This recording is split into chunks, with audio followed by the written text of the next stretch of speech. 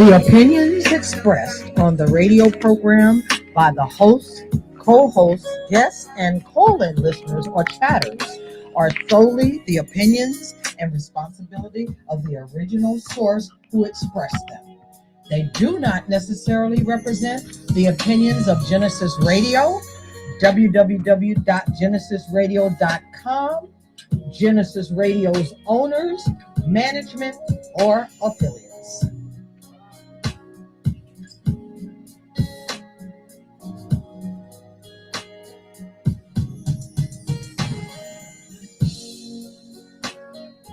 This is another Thoughtful Thursday, and you're on the air with Ron and Romane. And folks, believe it or not, Romane is in the house. I'm in the building. Welcome back. Thank you. It's been a minute, but we've been thinking about you, offering prayers and meditation for you. So I know it was some rough times, so we're glad to have you back. Thank you. So anyway, you and I talked a little bit prior to coming on. Yeah. And it seems as if the Black community is still dealing with an age-old problem, and that's colorism. Yes. We're still in this color struck cycle. Yes. And what made me think about that was, so, Beyonce is arguably one of the, I guess, biggest stars on the planet right now, right? And, she is one hell of an entertainer. But when you contrast her with somebody like India Arie, so India Arie, very talented singer, songwriter, plays an instrument, but she's not marketed the same way. I would argue she's just as talented, but why isn't she getting the exposure? So what's the difference between her and Beyonce? Is it just Beyonce, her level of talent? Is it the exposure she's getting where she's, marketed? Or is it something else? Is it the age-old problem? Do we look at India Arie, our sister, and don't see an attractive, beautiful woman? Are we not seeing that? Because if everything is equal, right, this woman should be making, I guess a salary equal to what Beyonce commands. She does have the talent. She does write her own stuff. Yet the darker skin sisters, for some reason, are not marketed the same. And I think the big problem is, the record labels, they're looking for crossover appeal, right? People that are palatable by, white audiences. So, Beyonce, light skin, brown hair. But for the Black community, you see, we're rejecting the sisters too. Like, we don't see beauty. So, this has been going on since we left the plantation. And all these years, we're still right back at the same ignorance and stupidity. You remember what, as a kid, somebody called you a black tar baby? You know what I mean? Stuff like that, and you would be so offended, right? Because, blackness was a bad shame. Well, by the late 1960s and early 1970s, there was a rebirth of, I guess, Black nationalism and our connection to the motherland. So if you look at it, you see that there was a marked change, right? So from the 1920s, probably into the 60s, you have Black men wearing Conks, right? You see them out on the corner with a rag tied on their hair, They would, line up their hair with homemade lye and straightening their hair. Well, by the late 60s, early 70s. What's lye? Like relaxer. Yeah. Actually, it's what they use. What do they use that for? Lye. They to use straighten their hair. No, but what's the original use for that? I think lye was like a drain cleaner. Oh yeah. Yeah, drain cleaner. Right? Yeah, right. And they put it in their hair.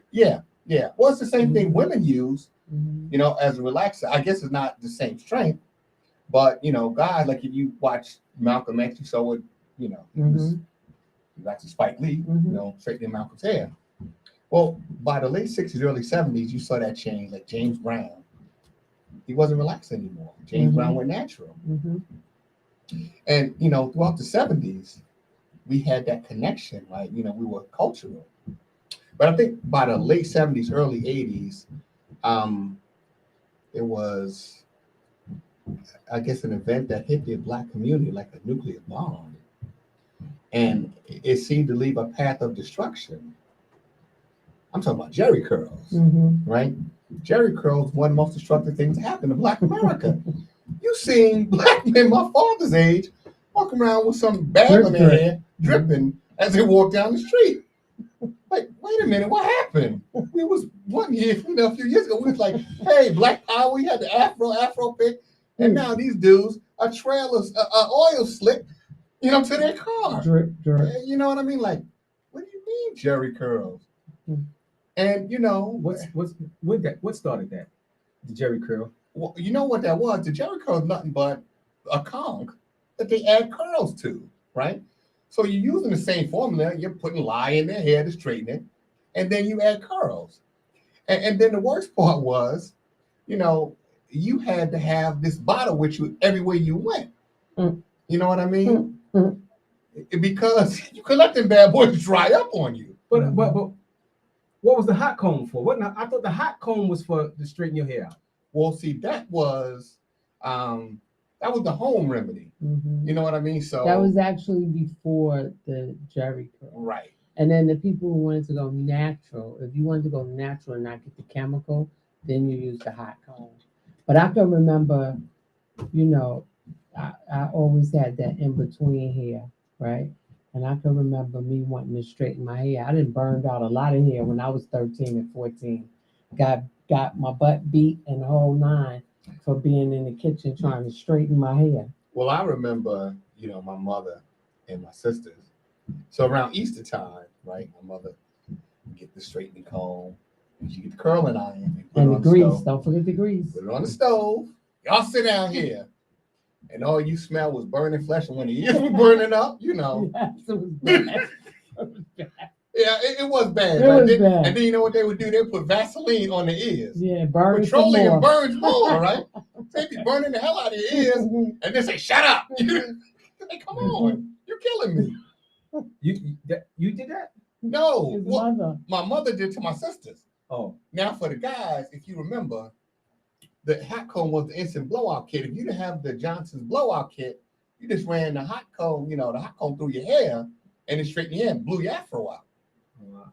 I don't know about that. Oh, yeah. Days you wanted a nice afro, run the hot comb through there and pump that bad boy up some. Oh, you was good to go. Nobody could tell you nothing until it started to rain. Yeah. But, it's something that we're still dealing with, right? And here we are in the 21st century, and we're still placing value on ourselves based on how light or how dark your skin is. And, when are we going to get past that?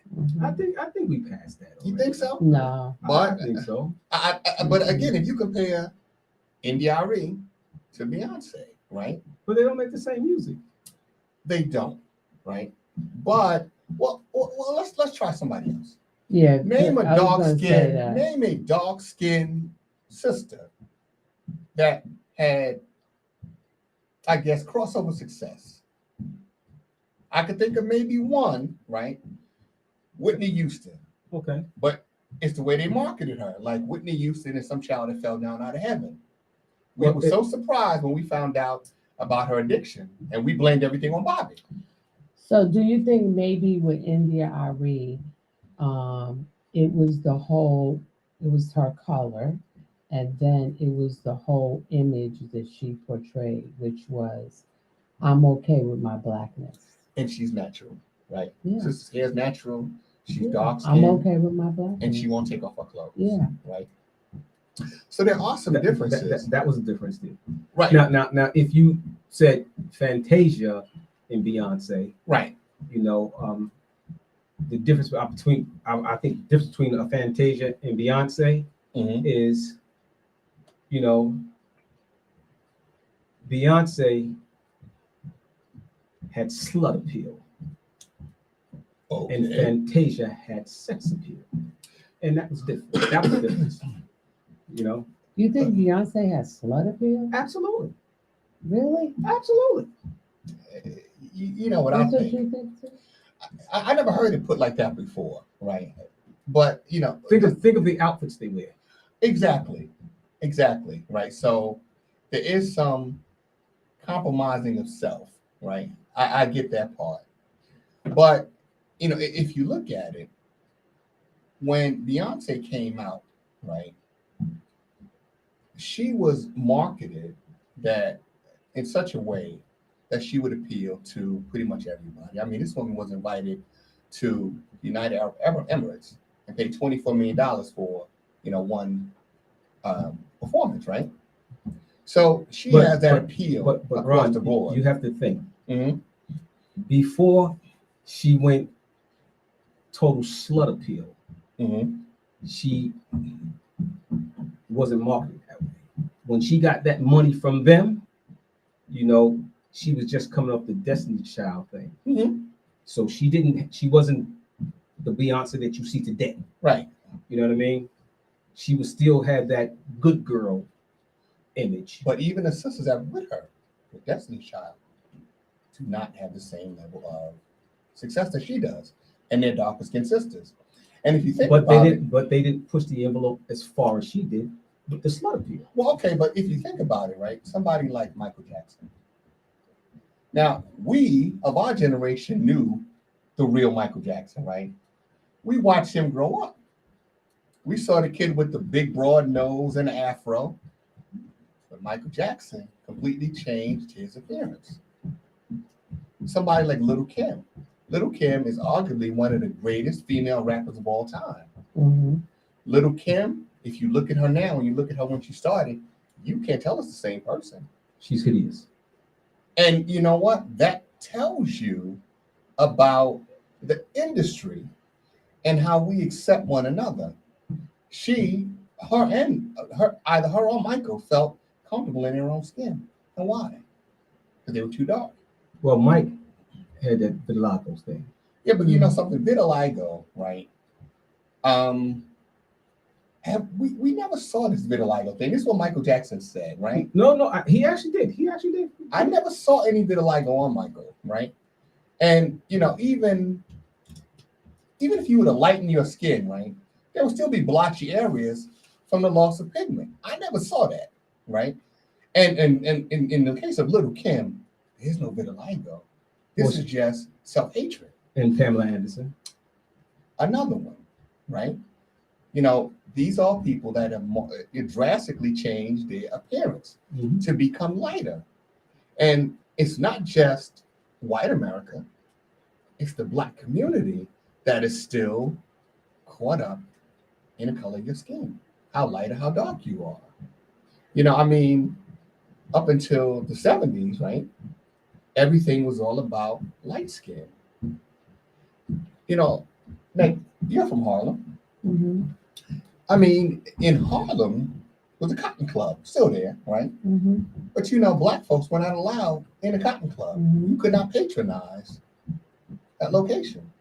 You would come in as servers, or you could perform, but you had to pass the paper bag test, right? If you were darker than the paper bag, you were not allowed to perform, or be a server in the cotton club.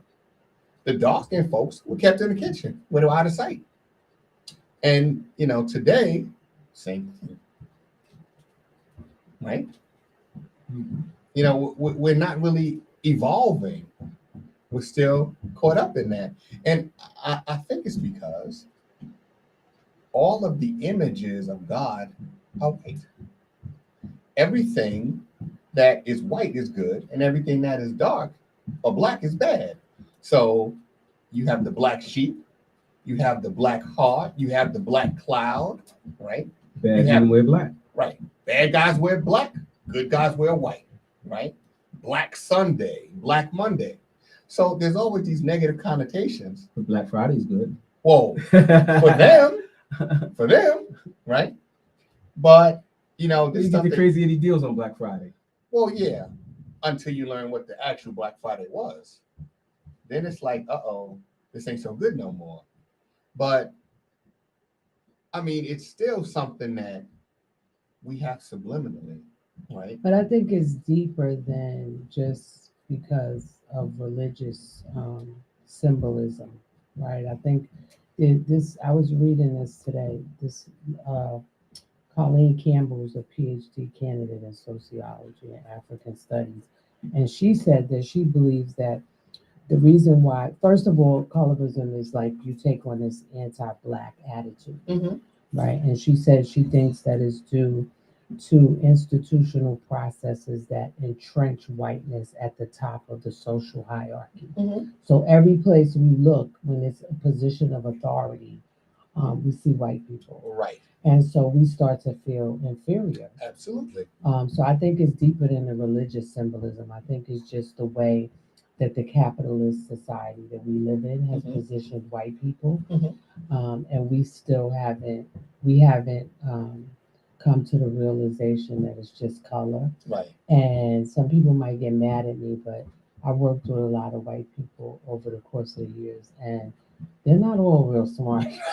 Well, no. No, I mean, no, Right. no offense Right, to anybody, but me just assessing and you just listen and you say, sometimes I have to stop and say to myself, and they think that they're superior. Well, So but that's why they didn't want us to go to school together. that's exactly right. Right? Because you don't want to have to compete with a black child that may be intellectually superior than your child, right? So let's keep everything divided, right? But okay, from their standpoint, right, Europeans, I can understand it, right? They wanted to create a world for them.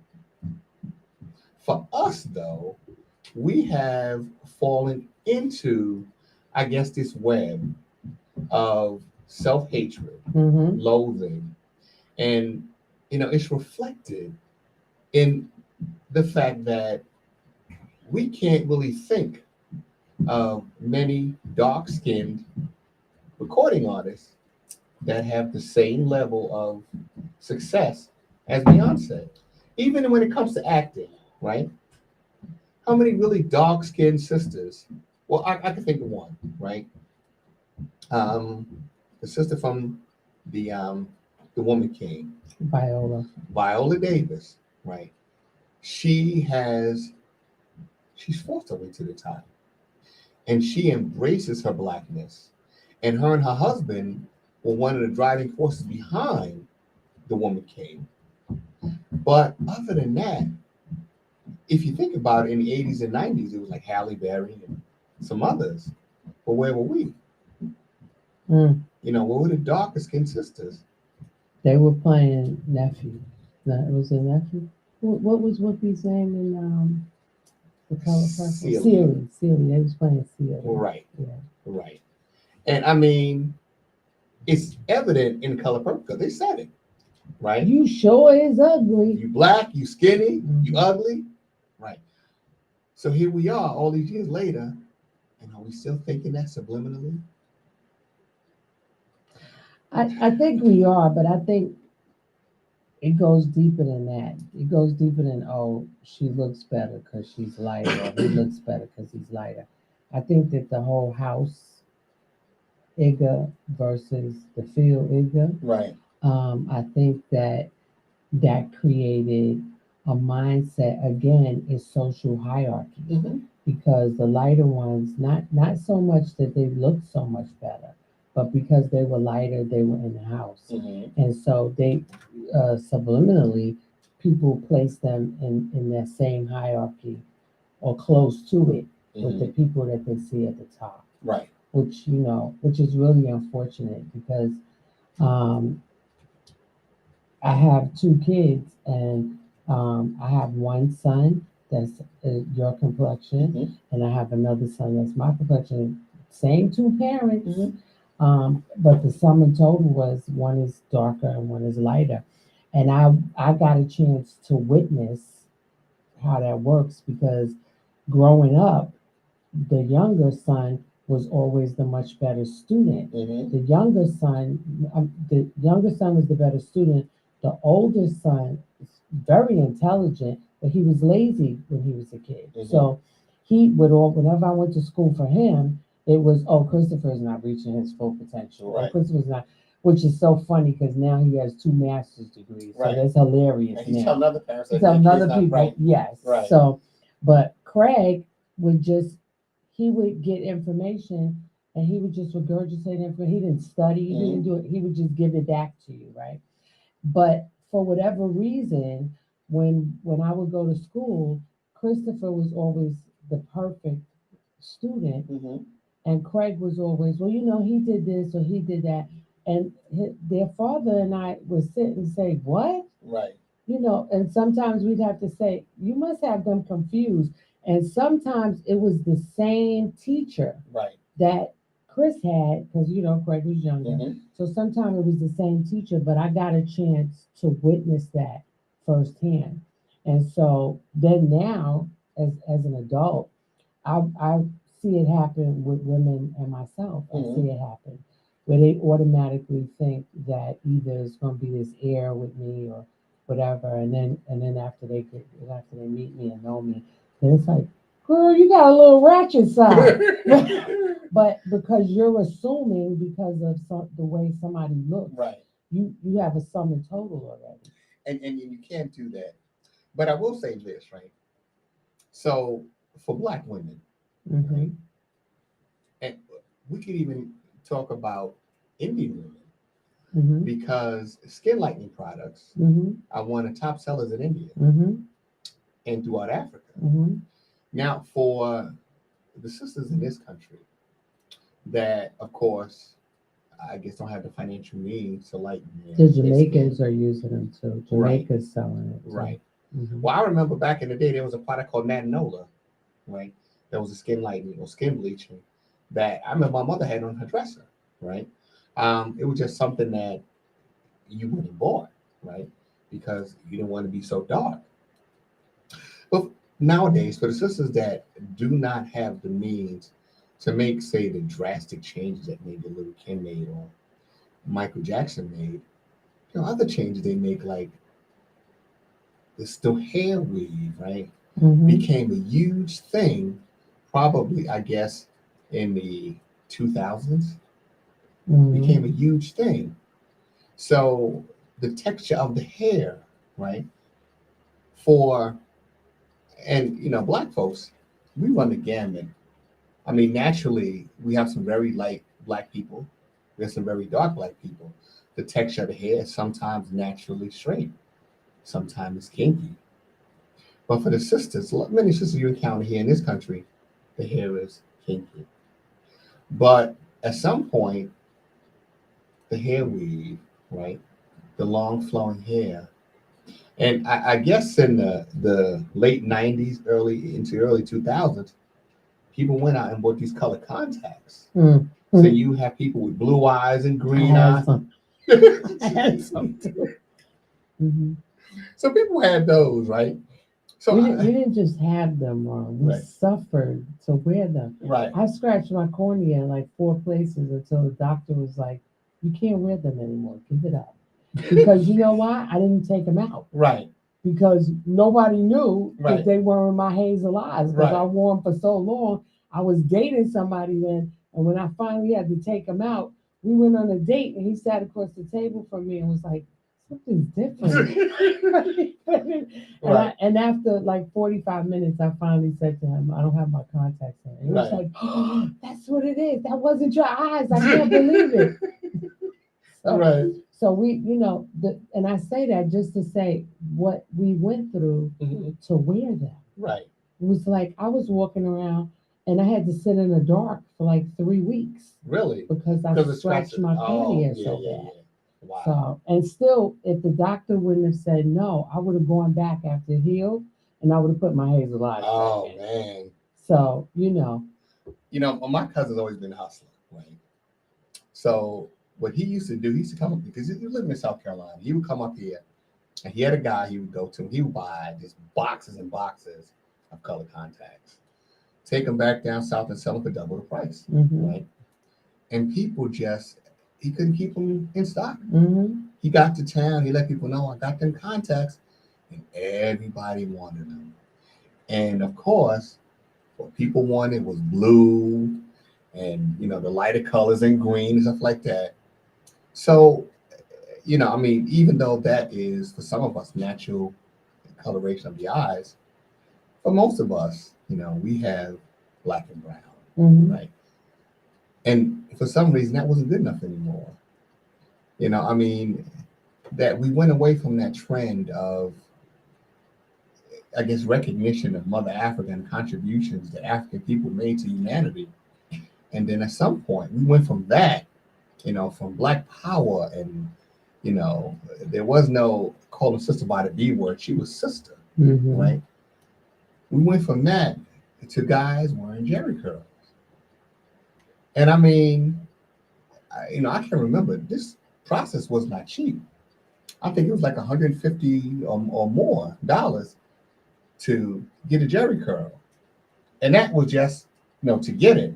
Then there was the maintenance, right? You left there. If you didn't have activator, you went right to the store and got the activator, right? And on your way home, depending on how far you had to go, might have to spray a couple of times. So if you were on the train, right, you know, people next to you had to watch out. You know what I mean? Terrible. It's crazy, right? But that is still stuck in our heads. You know, it's still there subliminally. But you know what I would say to the sisters, what I would say is, haven't you noticed that they want to look like you? Haven't you noticed they want to look like us? Right. They want to look like you. Right. Why are you trying to look like them when they going out trying to look like you? And, you know, I think the answer to that is, I think what women are doing is in response to what they believe they want, right? So I think that sisters believe that, well, men want women with long flowing hair and light eyes and light skin or lighter skin, right? As if the darker skin sister, original sister, you know, isn't enough for him. And the reality is that that would be the case in brothers who really don't understand, who have the same level of self-hatred and loathing that somebody like, and I hate to say it, but little Kim clearly has it, right? Because she went and made drastic changes. Some minor modifications, yeah. And she was hanging out with Donatello. Is that what it was? And even somebody like Serena Williams. If you looked at Serena Williams when she first came to, you know, play tennis or professional tennis, you cannot tell this is the same, you know, young girl. If you won't see it now, but you remember that Serena had a birthmark on her face. It's gone, right? Serena's very dark skinned, so there's definitely some chemical peel or something like that she subjected herself to. And, you know, this guy, I would imagine, is very painful stuff because you're actually, you know, eliminating a layer of your skin, right, in order to bring out, you know, a lighter appearance. But I think that is something that people are carrying around with them, right? This self-hatred, this loathing. And then when society doesn't accept you, right? Like, you know, aren't I good enough? And I guess for women, right, sisters, you know, here we are. The competition for a good man is stiff, right? Very. Black women are now the most educated class in this country. So now after you've done, you know, the bachelor's degree, the master's degree, the PhD, and now you're ready to settle down, right? You start looking around in your circles. Well, how many brothers are there, right, in your current, you know, social circle? And if that's your preference, right now, what do I do, right? Because again, the competition is stiff. So you go out there, if you're a natural sister, and you walk out into the club, right? And all the women are in there with hair down to their knees, right? And you're the only one sitting there with natural hair, and you notice that the brothers are really looking at you, you know, really noticing you, like, do I need to make that change? Now, what I can respect about, now I use India Arie as an example. What I can respect about her, sister has not taken off her clothes, nor has she said, I'm not changing anything about me. I'm natural. My hair's locked. I'm not changing that. This is who I am. Accept me for who I am. But that's the problem. Accepting people for who they are. We haven't been able to do that yet. We're still caught up in this plantation mentality, whereas lighter skinned people were offered better opportunities than darker skinned people. Right? Well, my whole thing would just be that I would pose this question, like the light versus the dark and that whole slavery concept. My question would just be, were they both still slaves? Absolutely. Oh, wait. Right. The end. Right. Right. The end. Right. But something, when you're subjected to slavery, type slavery we were subjected to, you're taught to be distrustful of the other slaves, right? And you can't help but feel some type of way when you're out there from can't see morning to can't see night, picking cotton, backbreaking work. And here is Leroy in the house serving, right? Like, well, wait a minute. I'm out here breaking my back. You know what I mean? And all he got to do is hand some plates off. So there is an instant jealousy. And we consider the fact that sometimes the lighter skin, which was the master's kids, didn't have to be in slave quarters. Some of them slept in the big house. They actually had a mattress or something. You know what I mean? So they were not freezing in the wintertime. And in the summertime, But I think that they suffered other things. That's the stuff that we don't look at. So of course, physical labor is physical labor. Yeah. Anyway, you slice the pie, right? But they suffered other things. Like I could imagine what it would feel like as a woman, as a mother, to not be able to have my own baby with me, right. but to be forced to breastfeed their children. Mm-hmm. That's a whole nother emotional scarring.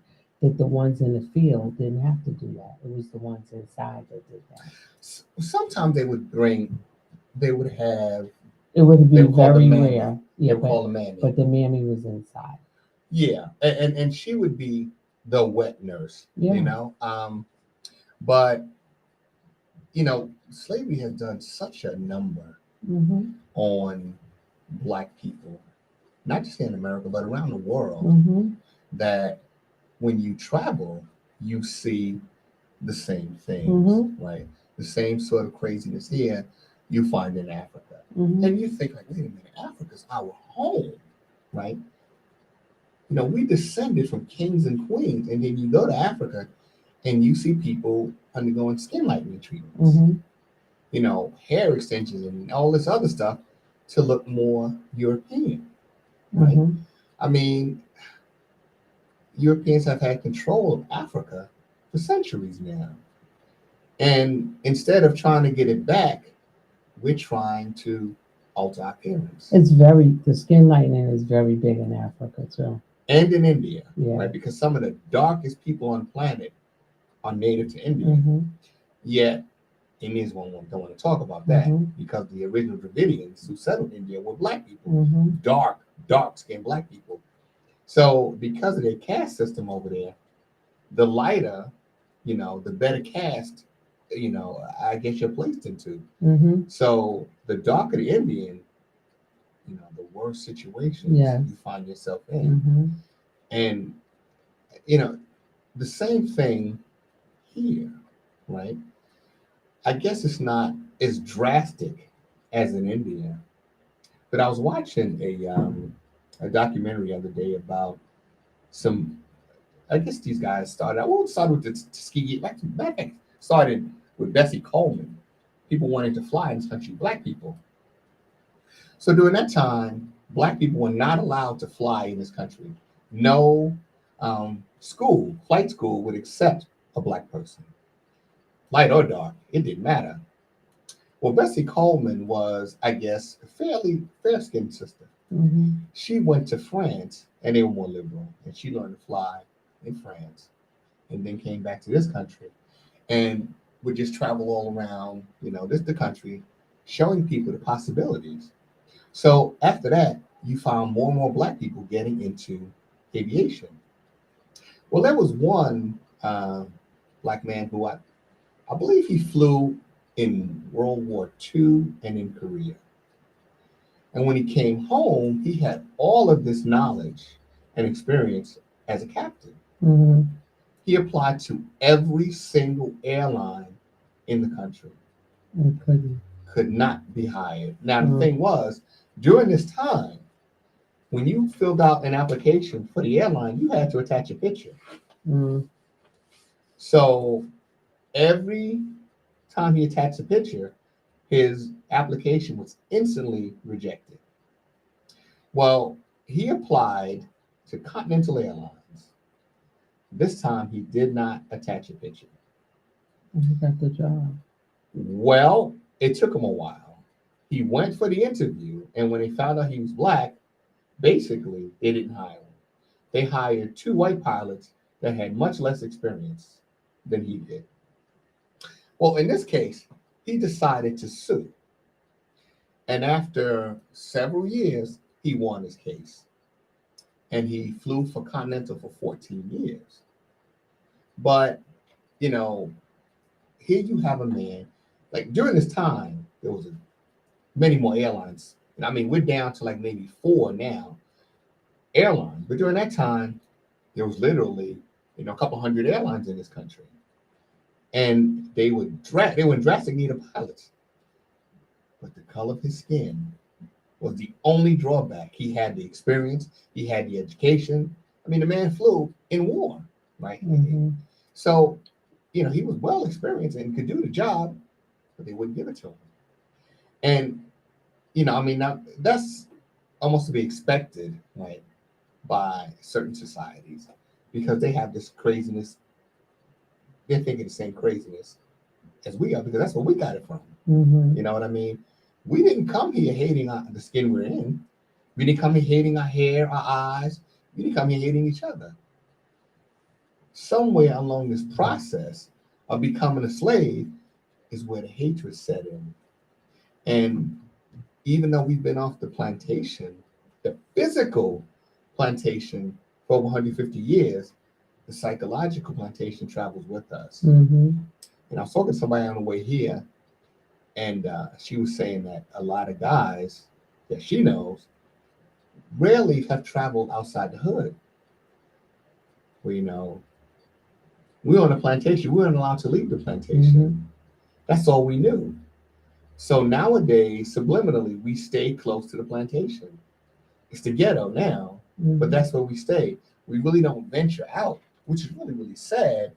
Because I guess if we went other places, like in Europe, people pretty much are more accepting. If you're a dark-skinned Black person and you go to Europe, people kind of accept you for who you are. Like James Baldwin, Mm-hmm. right? He was catching hell in America. He went to France, like, well, hell, I'm staying here. Mm-hmm. If only we could begin to accept ourselves, then I guess maybe we would force the large society to say, wait a minute, we are human beings, regardless of how dark or how light we are, right? That should not be a priority. But even in this election that's coming up with Mr. Trump, some of the statements he's made, like he said a couple of weeks back that these people coming up across the southern border are poisoning our blood. Now, these are some of the same statements Adolf Hitler made, in the 1930s and 40s. Mm-hmm. So here we have a man running for president that makes those sort of statements, and even despite making those statements, he's still light years ahead of the other candidates Mm-hmm. who are running for office. And believe it or not, more Black people are wanting to support him now than they did the first go around. Well, we were talking about self-loathing, right? Now, why would you want to put a man in office who has said that countries in the Caribbean and Africa are shitholes? Who has said we need more people from Norway, but the people coming up from Central South America and places like that, well, they're rapists, they're bringing drugs, right? They're violent. And I assume there's some good people. Why would you want to put that in office to represent you? I think that people are looking, and it's sad, but I think they're looking at Joe Biden Mm-hmm. and the condition that he's in and what was presented versus what he did, and Kamala, which was just for lack Light of a skin better sister. for lack of a better word, it was just a shit show. She Right. was a shit show. Mm-hmm. And a light skinned sister from Mhm. Howard that people ignored the fact that she was locking up black men Mm-hmm. at record rates before she ran for vice president. Mm-hmm. They didn't want to acknowledge that. And now she went to Howard, but was she really in tune? I don't think so. I think she went to Howard because it was an opportunity, right? Maybe she got a scholarship. Maybe somebody should delve into that. Well, you know something? I think that a lot of these people are chameleons. They Yeah, but I manage to mean, blend in. but I mean is that she went to Howard, but somebody should delve into the circumstances surrounding her decision to go to Howard. Mhm. Was it based on financial funding, Mhm. where maybe she got a full ride at Howard, so she went to Possibly. Howard? But that's not who she is. It's not who she is. I say that boldly. That's not who she is, right? So I think that black people are now looking at her, the shit show, and they're looking at Joe, who I don't know. Joe's out to lunch. He's not out to lunch. He went home for the day. Well, But I'll tell you something, right? So the Republicans are saying that Joe Biden is too old. mhm, I don't disagree with that. mhm. They say that his mental capacity has diminished. Joe Biden, even in his diminished state, knows what he's doing. He's been there since 1972, right? Now, the other day, just maybe 3 days ago, Joe Biden went around Congress and authorized $250 million for the wars in Iraq and Israel. I'm sorry, Ukraine and Israel. He knows what he's doing. But I think that maybe with that one particular thing, someone might have guided him through it. I think that Joe has so many people around him Mm-hmm. that can do the work, that I think people are doing the work under him, under his umbrella, and Mhm. so it gives America the perception that he's not completely checked out, but he is. I think he is checked out. I think he's really checked out. Well, Joe Biden is a neocon, Mm. right? Like so many others in Washington, they are neocons. And, when Joe Biden was elected, he had a mandate, not from the American people, but from the people we call the deep state, right? Now, their plan was to get Hillary Clinton into office. They never suspected that somebody like Donald Trump, whose claim to fame was being the apprentice, could beat the Clinton machine, right? And that set them back because, they have a timetable for things they want to see and when. And for Joe Biden, he is kind of putting forth their agenda. So Israel said they were invaded by Hamas on October 7th. And they're saying they're at war with Hamas. If you watch some of the news footage, you never see Hamas shooting back. All you see is Israel flattening Gaza, right? Or the Gaza Strip. Well, after that happened, Joe Biden and his administration sent carrier groups to the Red Sea.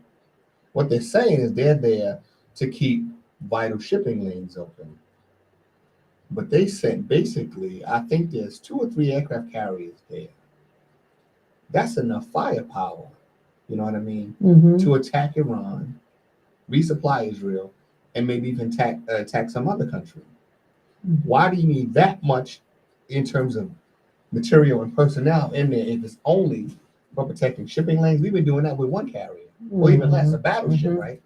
So this is a preparation for war. Biden, yeah, he, his elevator is not going to the top anymore. And it does get stuck between floors, but in his lucid minutes, he knows what he's supposed to do. He's supposed to start this war, and he's pushing like hell. The other day, Israel bombed, I think it might have been yesterday, bombed Lebanon. Lebanon ain't got nothing to do with Gaza. And the week before that, they bombed Syria. So they're trying to bring in others. Mm-hmm. And there was a bombing in Iraq that killed the top level Iranian commander, right? So these folks are pushing for war. I think there's some chitter chatter right now of going on, and people are saying, "Do people realize that we're like in a world war right now?" Well, they better figure it out. There's some chitter chatter about that. I don't think people really realize what's going on, but that's really where we are. Absolutely. And people keep getting distracted with, oh, the southern border, the southern border. No, people getting distracted with light skin versus dark skin. That's too, light skin versus dark skin. Us, right.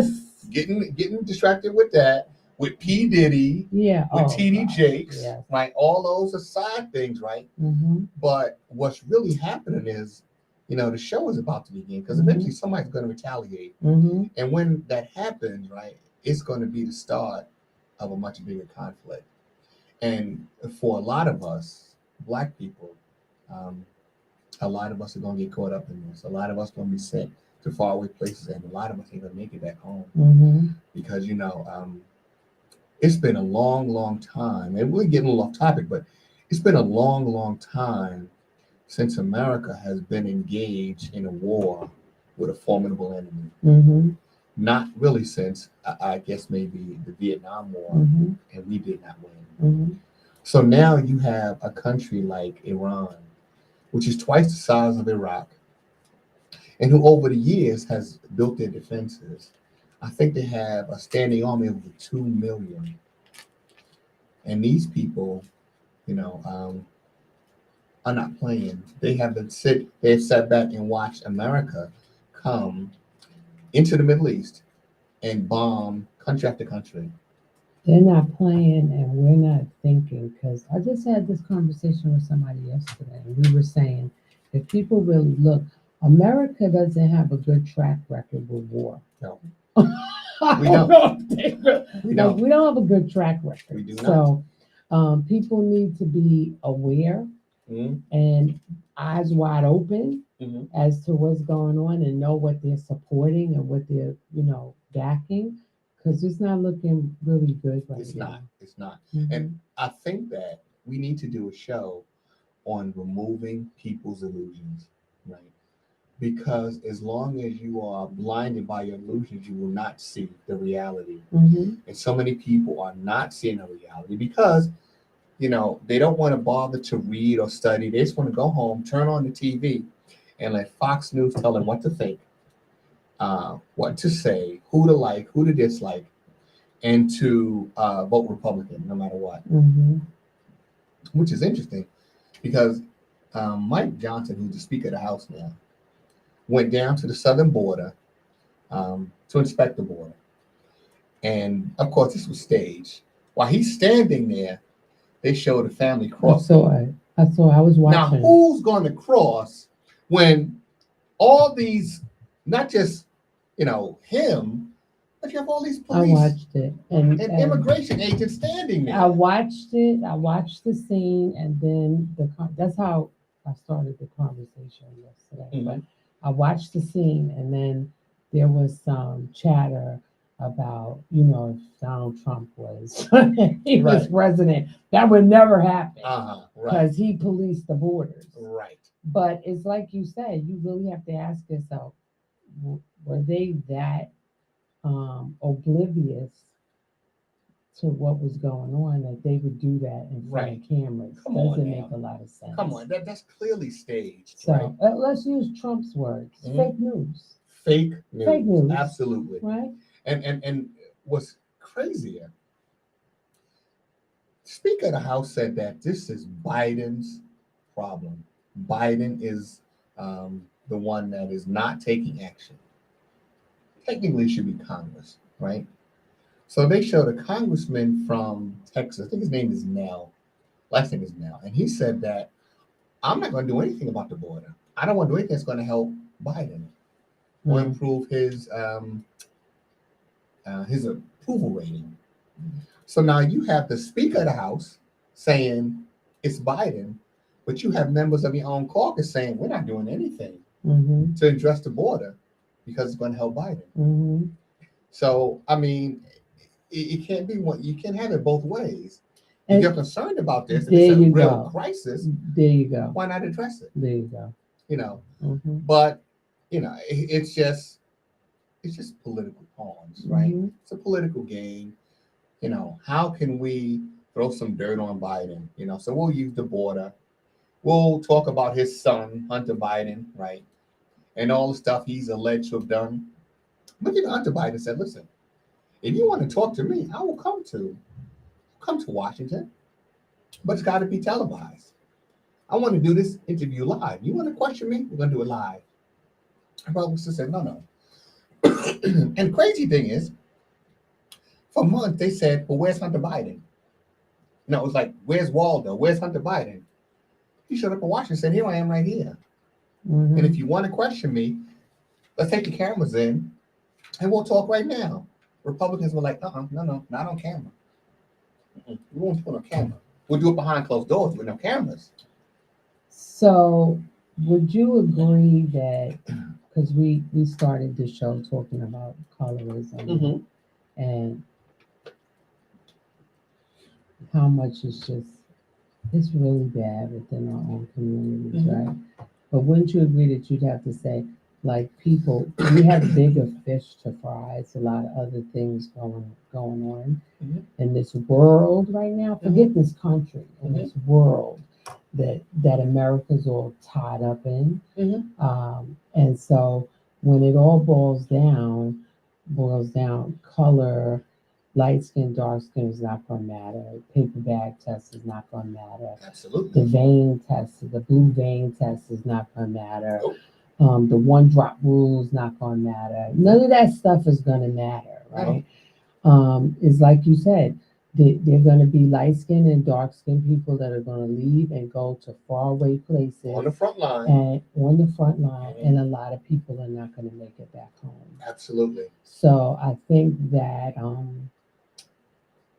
we need to just kind of sum it up with, like, we need to get it together. We absolutely do. And the problem is that and we have to be solution oriented, and I get that. Mm-hmm. But in order to fix a problem, you have to recognize that there is a Mm-hmm. problem. And I think the Bible says, when I was a child, I thought as a child, right? Mm-hmm. But as you grow and become Put a it man, away. you Put that think, stuff away. you put childish things away, Mhm. right? You feed a baby milk, and then as they grow, you give them meat. Meat. We're still stuck in a baby stage, Mhm. right? And until we come out of that stage, we're still going to deal with the colorism. We're still going to deal with the violence in our communities. We're still going to deal with this self-hatred that is not just reflected in, like I said, the way a sister looks or presents herself. It's also in the level of violence toward one another, Mm-hmm. right? We do not hesitate to kill one another. And if you think about it, on the plantation, we were lucky if we got, a knife or a machete to cut the sugarcane, or a hoe, for, planting and gardening. Weapons was something that were not to be given to Black people, because the thought was, well, they're going to kill us with them. And we probably would have. Nowadays, we have all the weapons we can get our hands on. We're killing each other. Mm-hmm. We're not going after the slave master. We're still enclosed in some form of slavery, But now the enemy has become the guy that was next to you in the next cabin, next slave quarters, and not the guy that put you there.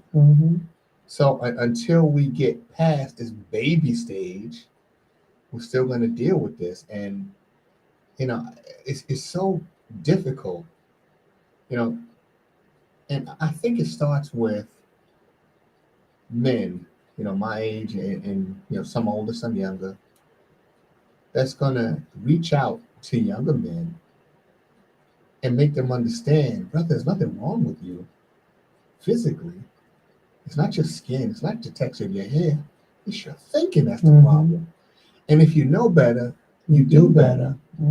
You won't look at your sister negatively because her hair isn't straight, right? Accept her for who she is, because no matter how long or curly the hair is, the sister's going to produce the same child for you, right? Your child's not going to be born with hair weave. Accept one another for who we are and reject the slave master's design. Because by design, it's just like you said earlier, that we were taught to distrust one another. And the whole colorism thing is another example of distrust. Because if you're thinking that one is more superior or feels more superior based on color, you don't trust them. No, you don't. So it creates more distrust when in fact we need one another, and we come in all different shades and colors. So many different colors that you can't even tell anymore what's what anymore, right? So we got to get it together. Absolutely. And not just that, not just the colorism. We got to get past this whole thing where you have Black people disliking each other simply because when I'm from the Caribbean, and I think that my way of enslavement was much better than yours. Or you have brothers and sisters coming from Africa saying, well, our enslavement or colonization was much better than yours. I was just thinking, I don't know who saw it. I don't know, Terry, maybe you saw it too. But there was somebody was recording with their phone, and the guy was on the bus, and the Caribbean person was on the bus complaining that the bus was moving so slow. I guess there were too many people getting on. The bus driver was taking a long time, and the Caribbean person was complaining. And the Black guy, she said, "Oh, in my country," and the Black guy said, "Well, you could just take your ass back to your country and walk to work." That was funny. I laughed for an hour. And the guy they was going back and forth as the bus was riding. Yes, I laughed for an hour behind that. But there you go. Right. There you go.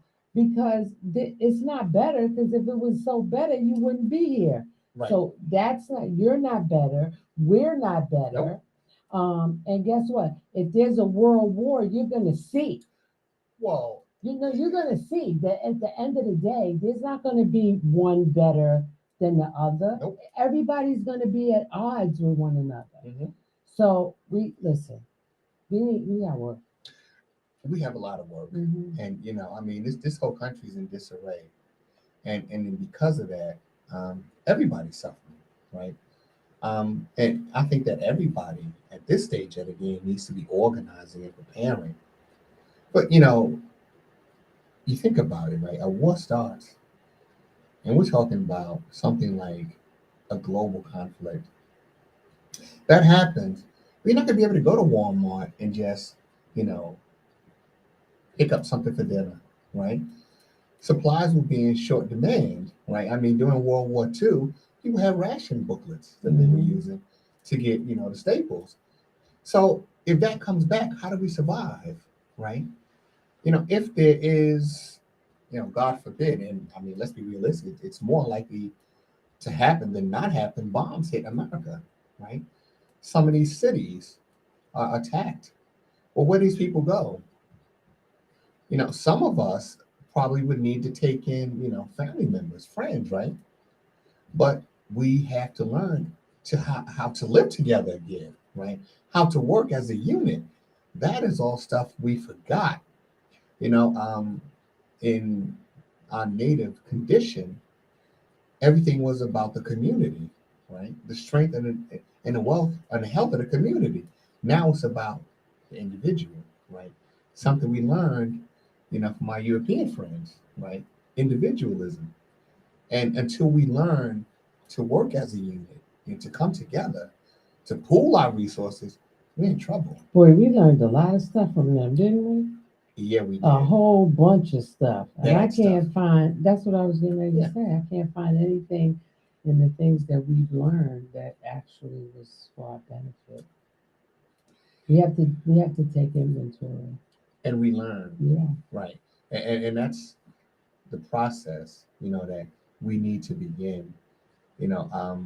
I did it, when I left church, right? I mean, I knew there was That's a something hard else. one too. It's a difficult one, but I knew there was something else out there, right? And because, once the pastor told me that Black people came about as a result of a curse, something in me kind of just died. Like, really?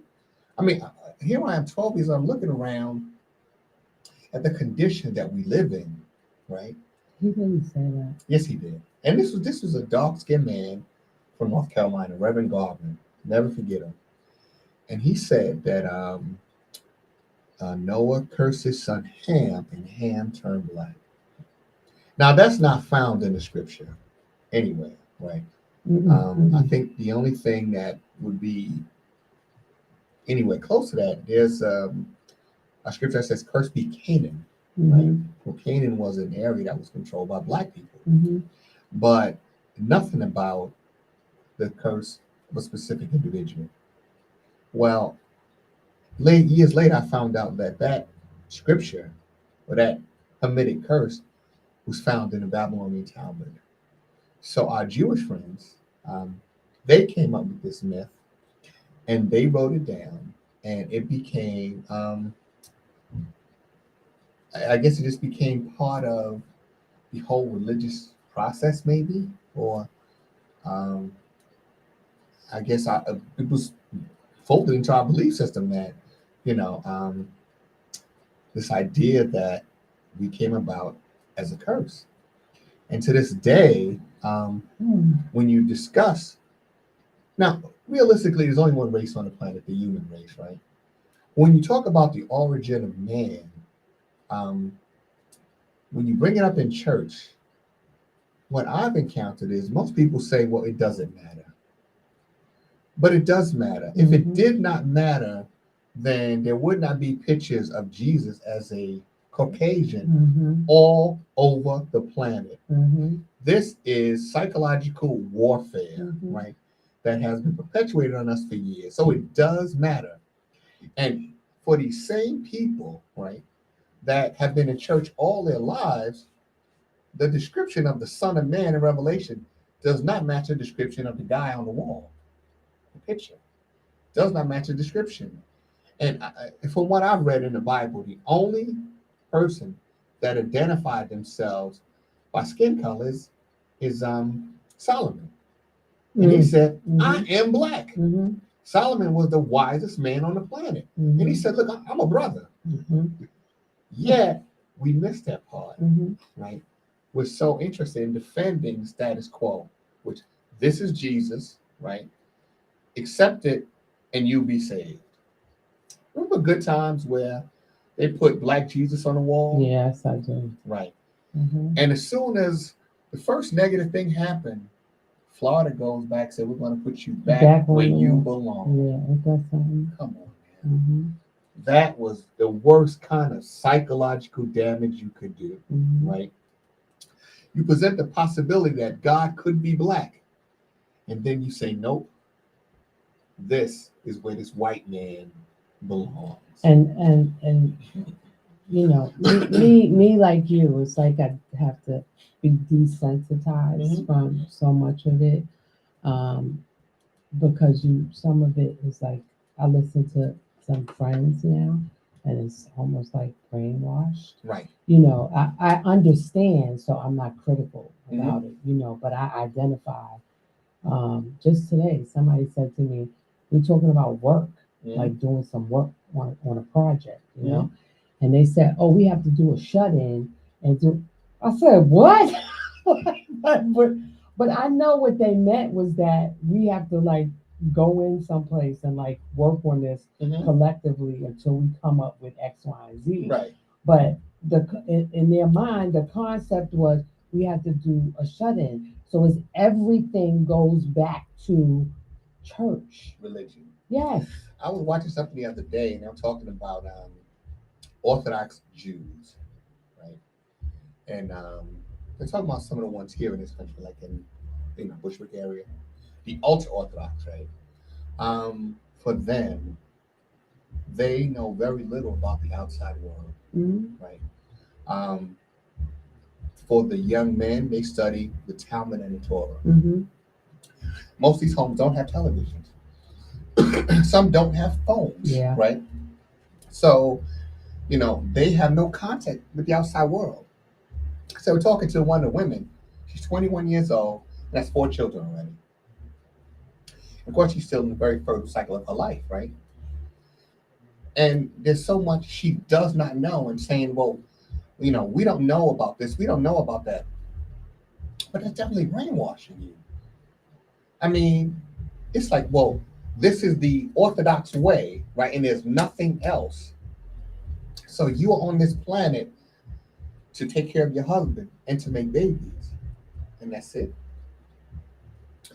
I can't go and educate myself and learn about the world and the people in the world. No, you can't go. You can't educate yourself and learn about the people in the world. I can remember specifically when we did Project 33, I made an announcement on the stage and said, this is coming from someone that is a licensed and ordained I remember that. pastor, and there is such a thing as separation of church and state. Mm-hmm. We're here for mental health, and mental health is important in every population, not just the Christian population. So with that being said, we're going to practice some separation of church and state today. This is not about church today. Right. This is about mental health today. And I caught a lot of backlash from that. I had people come up to me as soon as I exited the stage and say, why would you say that? You don't take God out of... I said, I didn't take God out of anything. Right. I took the church and religion out of it, because you're not going to come up here and make church on the stage today, because that's not why we're here. Well, people can't separate the church from religion. No, they can't. Right, because it's who they are, right? Mm-hmm. Fundamentally. They don't understand that, well, church is one thing, religion is one thing, righteous is something completely different. You better say that again. And the two very rarely cross paths, right? Mm-hmm. So, when you think about what's been said about somebody like T.D. Jakes, now, I don't know what he did. I don't even know if he went to any of these parties. But is it believable that a black pastor in a black church is gay? Yes. Is this some shocker? Wait, yes. What my man let's be named down realistic. in Atlanta that died? What was his name? Oh, I know you're talking about Eddie Long? Eddie Long. Eddie Long. Right. I mean, is it some shocker? And we've been dealing with this. James for Cleveland. some No, time. but it's a shocker, because remember, Mhm. you can be in the black church and be gay, but don't be open. Don't announce that you're gay. Mhm. Because I was getting ready to say don't be openly gay, but that's a fallacy too, because they're openly gay. You can Right. tell that they're gay. Absolutely. The choir director's openly gay. Right. He's just not announcing that he's gay, Right. right? The Catholic Church just said it's okay. Huh? The Catholic Church just said it's okay to be gay. They did. Well, I think that's the direction that a lot of people are going to have to go in. They're going Well, hold to. Let me correct that. You can't say gay anymore. That's the wrong terminology now. You can't. You can't say gay anymore. What's the right That's not terminology? politically correct anymore. What's the right terminology? It's the acronym they got now. You can't. LGBTQ. LGBTQ. Yeah, that stuff. Oh. Yeah. Well, I don't know. I about didn't any of hear that. Yeah, I didn't hear that. But I know that when I was going to church, they said that all unrighteousness is sin, right? Correct? Mm-hmm. The Bible's So- right and somebody's wrong. Well, let's be realistic. If you are a whoremonger, right, and you You're want to not go to righteous. church, right? Exactly, right. If So you're to an say it's adulterer, okay you're now- not righteous. So to say it's okay now, wait a minute. What gives you the authority to make that call. If you lie, you're not righteous. If you slander, you're not righteous. If Right. you backbite, you're not righteous. The list goes on and on and on. Right. And on So and on. how are you going to say this particular sin is okay, but mine is not? Well, I say live and let live. We call it a day. Mm-hmm. Now, as people, average people, yeah, we should do that. But if you are the pastor responsible, supposedly for people's souls, you got to tell them the truth, right? And sometimes the truth is painful, but you got to learn, you got to hear it, because I believe the scripture says, "Study to show thyself approved." So at some point, if you're asked questions, right? I'm not even going to say that I'm going to believe all of that either, because we're not going to say we believe that part of the Bible, but then say it's a whole bunch of other stuff in the Bible that was designed to oppress us, right? And to keep us bound. What I'm going to say is you love people and you love them anyway. And if that is factual, then you let the Creator sort that out. Well, absolutely. That's But, what you you know, do. in terms of study, show thyself approved, I just mean that God gave you a magnificent brain Mm-hmm. to use it to study, to understand, right? Because you go to church for 50 years and don't know a damn thing. And there's so many people I've encountered that don't. But it's about that time. And don't just study, and then you had to have some revelation too. Right. Because you could read it and read it and read it. And if it's meant to keep you oppressed, you're just gonna read it and be more oppressed. Mm-hmm. So you gotta sift through some of that stuff too, and you have to study precept by precept. Can't just be pulling out stuff and don't start me, because that's a whole. No, I get it. Because Because we'll be here till the moment. we'll be here till tomorrow morning. Yeah. And then I'm gonna pass the collection plate around when I finish. Well, okay. Okay. I'm gonna tell you now. I'm gonna say I ain't got it. But anyway, you know, it's good to have Romane back with us. And it's always good to have TP joining in us and you know, sharing us some of his insight. But you know what? Next week, I think we need to have another discussion like this. Well, I shouldn't say like this, but what I want to talk about is what we talked about. Do Black women trust Black men? And we talk about from the historical standpoint. So next week we're gonna address that issue. I think we're gonna try to have some other people come in and join us to talk about it, to give their experiences. That's a great topic. It is, right? And it's a tough one, right? Mm-hmm. And you know, so we're gonna come next week and unpack that. we're gonna unpack that. Okay. And people, you know, you gotta have tough skin, right? Mhm. Toughen it up, because some of these things you need to hear. Mm-hmm. But you know what? Come back with us next week, and we're gonna talk about that. And you know, if you have any ideas, please call in and let us know and share your thoughts with us. But y'all have a good weekend. Good night. Good night.